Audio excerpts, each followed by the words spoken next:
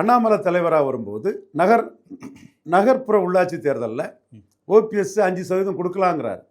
இவர் 2%க்கு மேலே பிஜேபி கொடுக்க முடியாது, பிஜேபியை வளர்த்து விடுறதுக்கு நாங்கள் ஒன்றும் கட்சி நடத்தலைன்னு பேச்சுவார்த்தை அண்ணாமலை நடத்திக்கிட்டு இருக்கும்போது அண்ணாமலையை சினப் பண்ணிக்கிட்டு சேலத்துக்கு போயிட்டார்.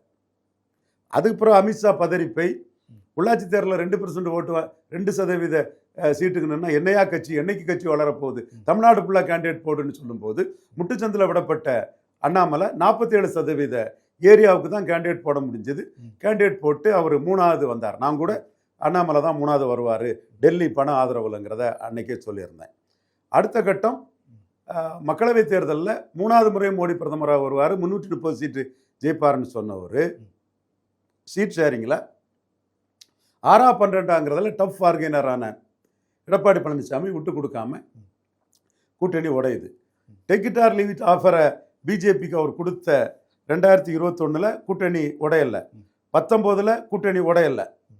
இந்த சீட்டு எங்களுக்கு போதாதுன்னு அண்ணாமலை போர்க்கொடி தூக்குன 2 எலெக்ஷன்லையும் கூட்டணி உடையுது. மீண்டும் கூட்டணி வந்திருக்குது. இப்போ அவர் என்ன நினைச்சாருன்னா, பிஜேபி தோத்ததுனால நம்மக்கிட்ட 20% ஓட்டுக்காக இது சட்டமன்றம் வேற பாராளுமன்றம் வேறன்னு நம்ம சொன்னால் பழைய 2021 ஃபார்முலா படியே அவங்க ஒரு கூட்டணிக்கு வருவாங்கங்கிறத அவர் நினச்சார்.